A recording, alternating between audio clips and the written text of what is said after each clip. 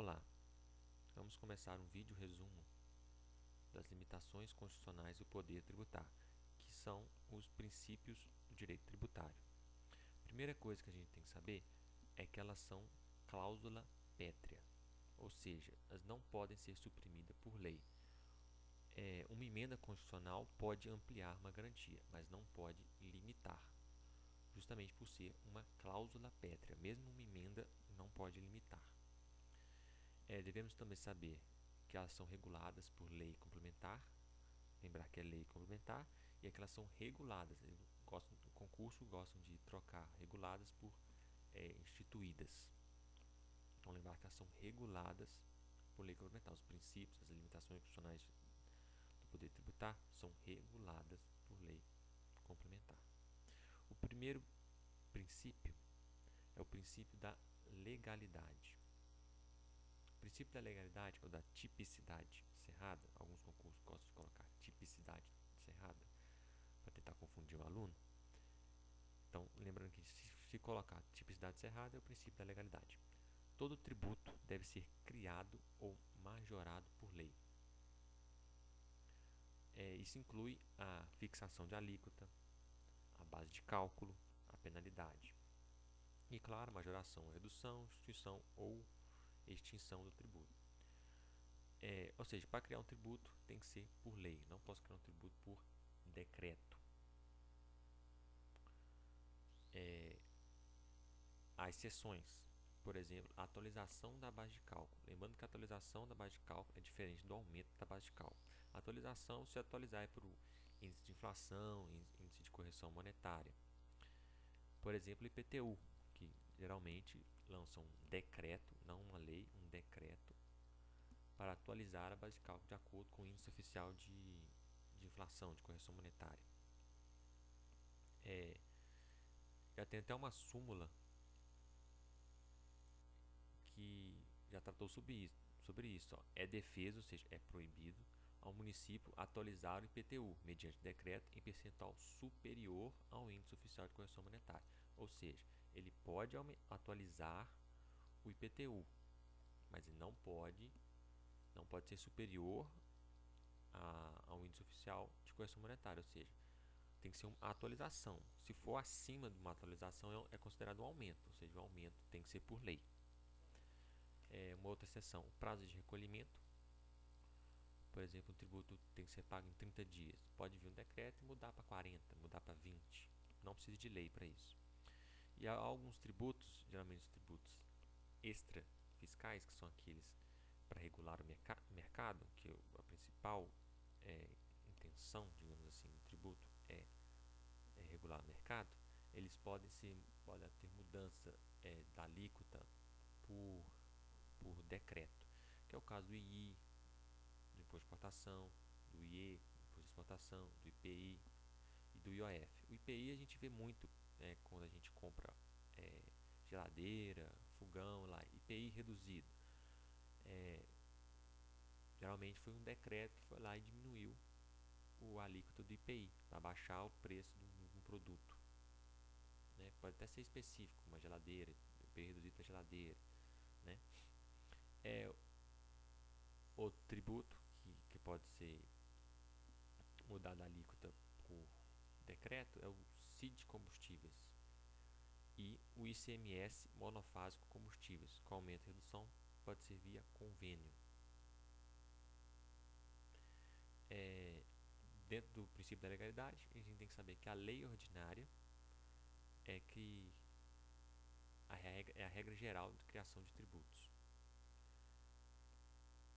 Então, falou em algum tributo, falou taxa, contribuição de melhoria, contribuição social, regra geral, lei ordinária.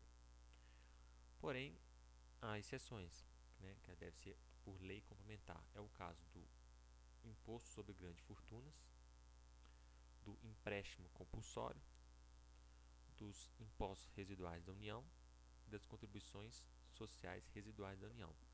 Ou seja, é mais fácil você guardar a exceção da lei que deve ser instituída por lei complementar, o resto vai ser por lei ordinária.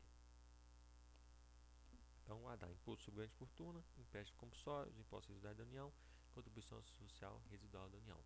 Lembrando que medida provisória não pode regular temas reservados à lei complementar, ou seja, não muitas questões gostam de colocar que a medida provisória foi usada a medida provisória para criar um empréstimo compulsório. Errado. Por quê? Porque empréstimo compulsório por lei complementar. Lei complementar não pode ser regulado, não pode regular temas reservados, né, à lei complementar, a medida provisória. Então, lembrar disso. Se falar um outro tributo foi criado por medida provisória, você fala, beleza, pode, né? Mas se for um tributo que deve ser instituído por lei complementar, não. Um outro princípio, o princípio da isonomia. Tal artigo aqui, sem prejuízo de outras garantias asseguradas ao contribuinte, é vedado à União, aos Estados, ao Distrito Federal e aos municípios instituir tratamento desigual entre contribuintes enquanto situação equivalente. Proibida qualquer distinção em razão de ocupação profissional ou função por eles exercida, independentemente da denominação jurídica dos rendimentos, títulos ou direitos. O que isso quer dizer? Pessoas iguais vão ser tratadas de forma iguais e pessoas distintas, pessoas diferentes, devem ser tratadas de forma diferente, na medida do que se diferenciam. Coloquei essa fotinha para ilustrar aqui, ó. Isonomia não é igualdade. Igualdade é isso aqui, ó. Todo mundo tem o mesmo baúzinho aqui, mesma caixinha, mas nem todo mundo vê o jogo.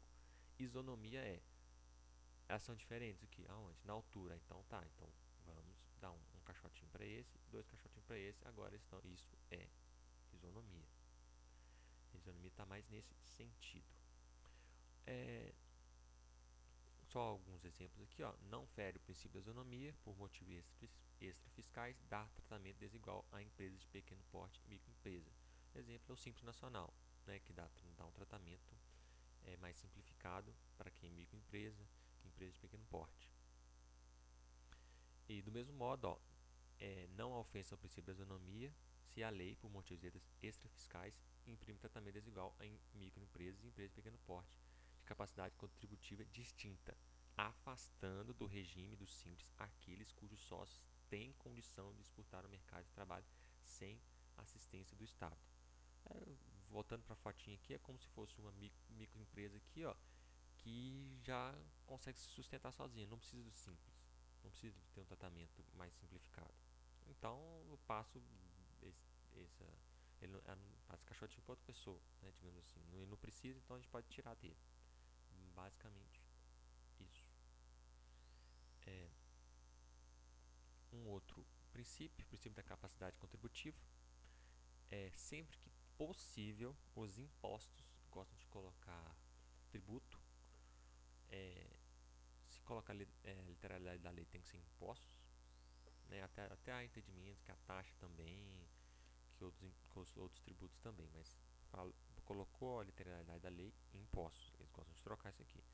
Terão caráter pessoal e serão graduados segundo a capacidade econômica do contribuinte, facultada à administração tributária, especialmente para conferir efetividade a esses objetivos, identificar, respeitados os direitos individuais nos termos da lei, ao patrimônio, os rendimentos e as atividades econômicas do contribuinte. Clássico exemplo do princípio da aplicação do princípio da capacidade contributiva é a progressividade, que é a alíquota progressiva, que é do imposto de renda, que a alíquota muda de acordo com a base de cálculo, ou seja, quem recebe pouco não paga o imposto de renda, quem recebe um pouquinho vai pagar de acordo com a uma alíquota mais baixa. Quem recebe muito vai pagar uma alíquota alta, vai pagar muito imposto de renda, vai pagar 27,5% sobre a sua renda. Então esse é o princípio, esse é um exemplo da aplicação do princípio da capacidade contributiva. Há outros exemplos, o PTU também o PTU pode ser progressivo de acordo com a base de cálculo da casa, o ITR também, se não me engano. Tem outro exemplo, mas o exemplo mais clássico é o imposto de renda.